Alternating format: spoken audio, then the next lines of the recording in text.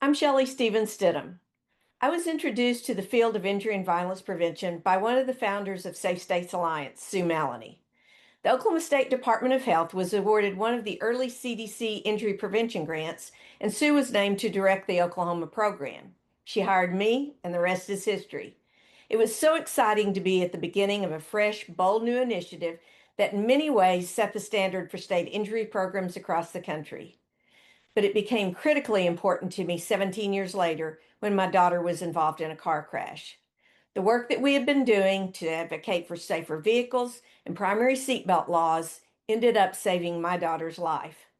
Today, when my granddaughter asks me what I do for my job, I just tell her I save lives. Hi, my name is Amy Bailey, and I started my career in injury and violence prevention right out of graduate school. I got a job as a child death review coordinator at the county hospital in Dallas and was very excited to use my epidemiology and maternal and child health training from getting my MPH, not realizing this job would really be a guide to my career in public health. With the guidance from my director at the time, Shelley Stevens Stidham, I learned the fundamentals of injury and violence prevention. Over the past 20 years, I've continued to learn and grow from so many experts. Finding injury and violence prevention has let me work throughout my career in positions that I have felt really passionate about at the local, state, and national levels. I feel lucky to be in a field that is data and policy driven while prioritizing people and communities. Hi, my name is Carrie. And one question I'm often asked is, why did you choose injury and violence prevention?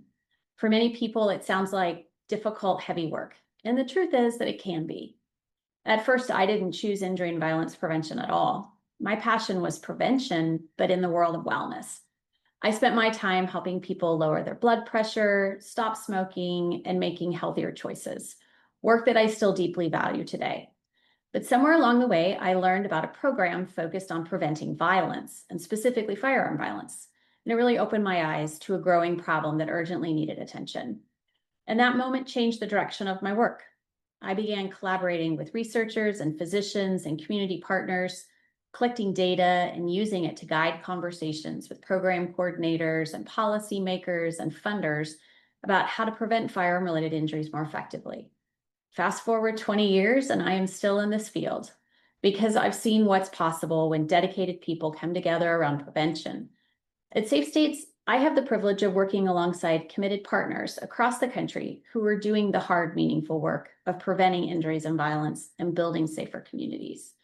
So while the work may sound sad or discouraging from the outside, that's not how it feels to me. To me, it feels hopeful. And so my why for injury and violence prevention is simple. I want safer and healthier communities because that feels like a win for everyone. Hi, my name is Michelle Wynn. Like so many of my colleagues, I found my way into IVP by accident. It's the Goldilocks story. I started in local public health doing frontline work, and it was hard. Outbreaks don't happen during the day, they always happen at night or on the weekends. Then I moved to the federal level and spent some time working in research at CDC, and I found I had gotten away from what was important to me at public health, working with people. Then Safe States came along, and it was a great opportunity to support my colleagues at the state level. I learned to love being in this middle place of working with the people who were on the ground doing important work, but I wasn't the one on the front lines. I'll always appreciate the effort my frontline prevention colleagues do. It is hard work. While finding my place in this little nonprofit with only 4 staff members, we were STIPTA back then, I grew to love working in IVP. I think there's a couple of reasons. One is that the IVP world is family. We're a close group, we work hard, and we support each other. But the second reason is because injuries are preventable. So much of our lives are outside of our control, but we can do something real here. In this field, we can work hard to prevent injuries, and I love that. Hi, my name is Julie. So I always thought my journey into injury and violence prevention was unique or basically not traditional, but it turns out that many of us in the field stumble in and basically refuse to leave. For me, it was after college when I went to work at a nonprofit doing community level substance abuse prevention work, where I really found a passion I didn't even know existed. I got to learn from and with the community. I worked with them to make meaningful change through coalition building and social marketing. These experiences translated well to public health, and I soon found myself managing grant funded chronic disease prevention programs at the state health department. It was in that moment I truly realized the interconnected nature of prevention. By focusing on shared risk and protective factors, we could literally change the trajectory of someone's life, preventing substance abuse, chronic disease, injuries, violence. They were all connected. For me, with a young and growing family taking root in my community, I jumped at the chance to apply my skills doing child injury prevention work at the state when a position became available. Well, this was 15 years ago, and while my daily work and scope has now changed, now working much more in communications and at the national level, I cannot imagine spending my days doing anything else. Hi, everyone. My name is Claire Ellis, and I am sharing my YIVP. Like so many people in the injury and violence prevention community, I kind of fell into it. Coming out of college, I knew that I wanted to work in the field of health policy, but I wasn't really sure what that meant or what that would even look like for me. So when I was given the opportunity to work in suicide prevention policy, I jumped at the chance.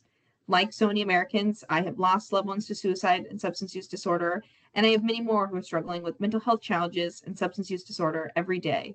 And I know that policy and advocacy is a really powerful tool in supporting them, keeping their memories alive, and to creating positive change so that we don't lose individuals to suicide and substance use disorder, but also so that we support individuals who are living with mental health challenges and substance use disorder every day.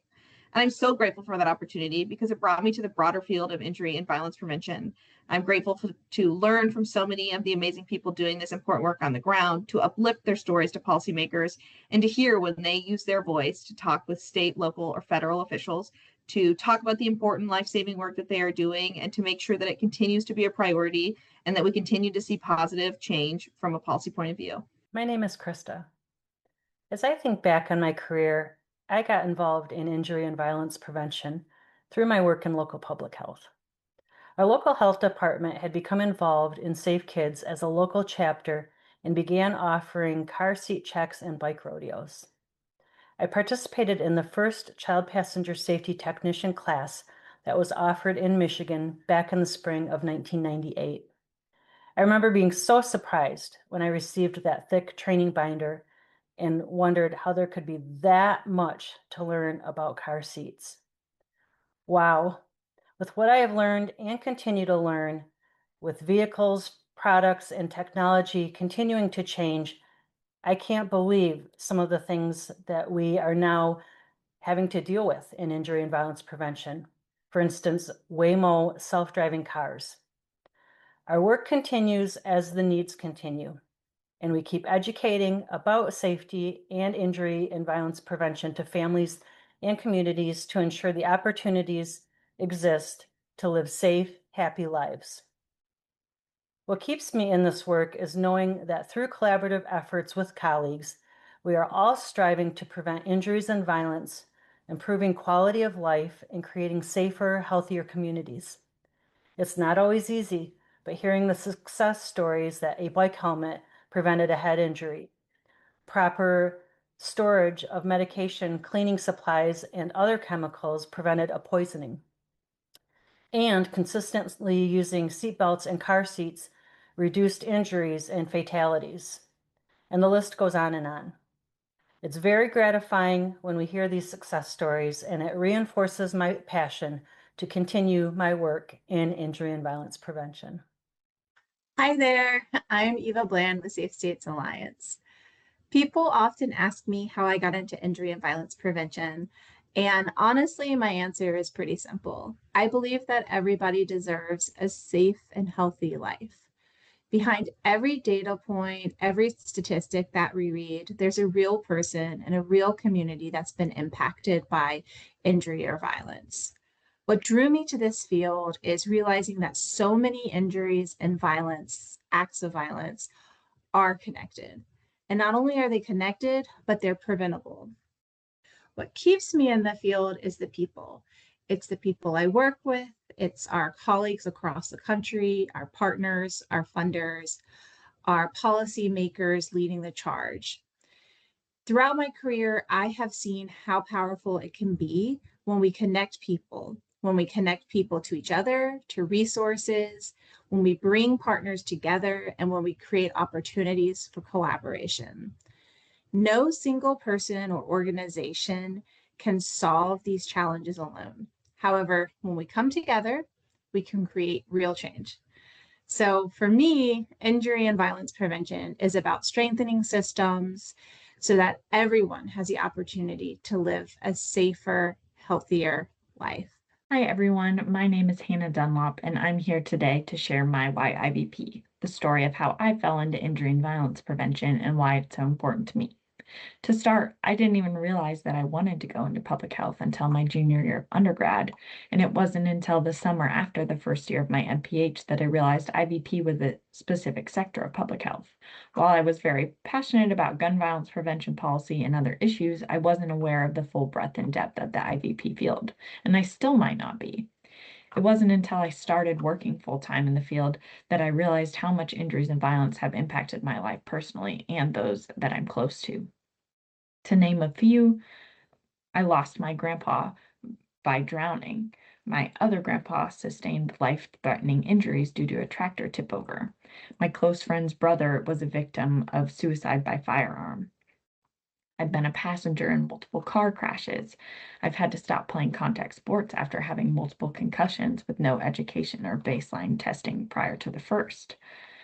I've had a friend whose parents lost their lives due to carbon monoxide poisoning. I've had a friend whose parent was in a bicycle crash and sustained a life-altering TBI. We have evidence-based strategies to prevent injuries and violence in all of these situations, and seeing these in my personal life and knowing that we can prevent tragedy, that's my why. I do it to keep my friends, family, and community safe. Hi, my name is Jessica Ward. I found my way into injury and violence prevention while completing an internship during graduate school. I previously worked as an EMT and at the time was completing my master's in applied health informatics. I've always been involved in public health and want to continue my career there, but it wasn't until my internship with Safe States that I realized how much I already connected with the injury and violence prevention field. There are undergraduate and graduate classes. I learned about public health as a whole. It briefly touched on injury and violence prevention. Safe States helped me see the real impact that injury and violence prevention has. I soon realized my connection of why it mattered. There are so many life-altering events in my family or with people that I knew that may have been prevented with IVP efforts. One aspect of IVP that hits close to home for me is Narcan access in New York City. It's helped save my cousin's life, and its availability has made a life-saving difference for so many others. Seeing the important work that Safe States does every day has inspired me to continue learning and contributing to the field. Injury and violence prevention matters because it helps save lives and creates safer communities. My name is Kristen Lindemer. This is why I believe in injury and violence prevention. I was fortunate that after my first job after graduate school, that my first job was for a state health department injury prevention program, where I learned on the job from some of the best while working with local coalitions around the state.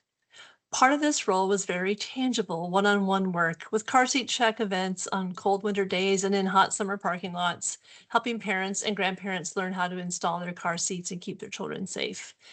I learned early on that injury prevention was a team effort and most effective when done collaboratively with people who cared, organizations, agencies, and hospitals coming together to prevent multiple kinds of injury. When I moved from the state program to Safe States, then called STIPTA, I learned more about how state, territorial, and tribal practitioners worked with researchers from around the country and national agencies such as CDC to build the field of injury and violence prevention and create what did not exist. For example, national consensus-based recommendations about the essential components of a state injury prevention program, or the essential injury surveillance for state health departments, or our first set of core competencies. And that was just the beginning. It is hard to imagine the growth of the injury and violence prevention field over the past decades and its continued impact and resiliency today without the existence of Safe States members, partners, and staff. The dedication of the people who helped build the field early on, the people now leading our field, and everyone in between in myriad roles.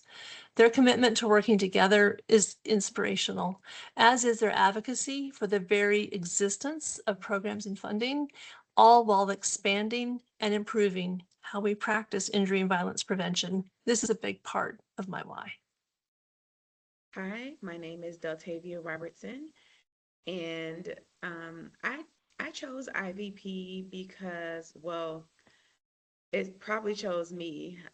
Just throughout my life, I was hyper aware of the factors that led to things like youth gun violence in my community and wanted to do something about it. I also really appreciate being a part of a field that has a profound impact across the lifespan in different communities and different settings. Injury and violence is something that affects us all directly or indirectly.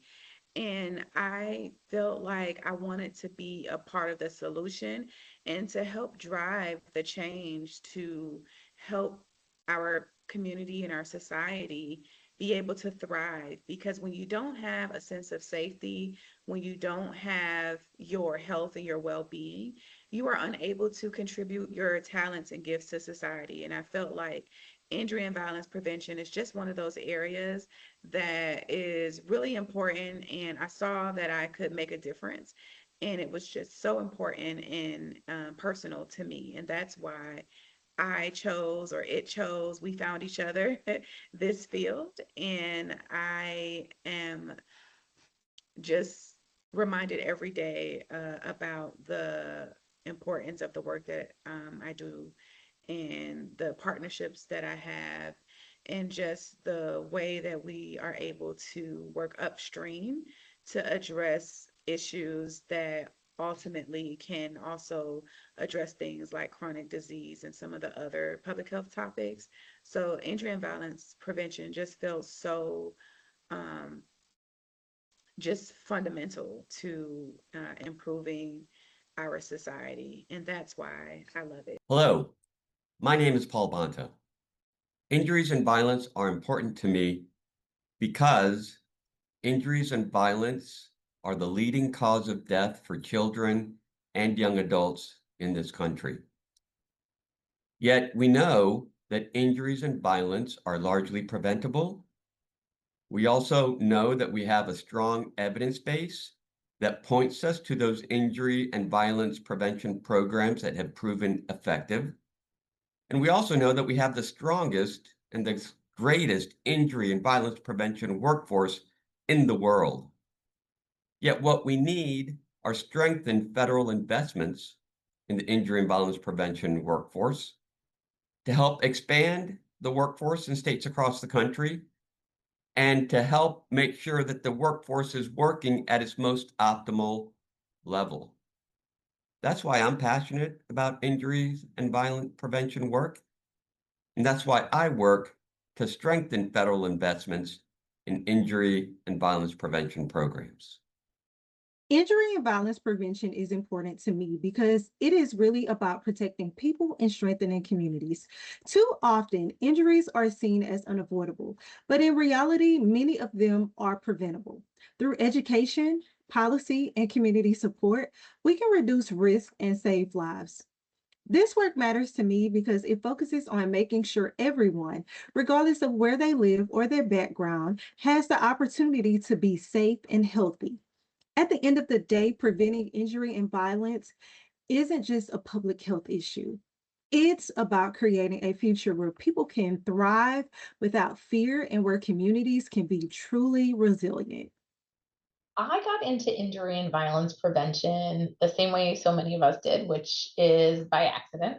I had an uncle who worked in suicide prevention, and when I needed a job after college, he connected me with a colleague of his who, unbeknownst to me, turns out was one of the founding members of our field. And I learned an incredible amount working under her at the UNC Injury Prevention Research Center. In fact, I always say that I got my accelerated MPH there and gained access to an incredible network of really smart people from the field who provided so much mentorship to me early on and continue to provide mentorship to me today. When people ask what I do and you try and explain injury and violence prevention, the thing that I always come back to is that we are creating the environments and the communities in which everyone can thrive. And I truly believe that. And that is 100% what keeps me coming back to injury and violence prevention.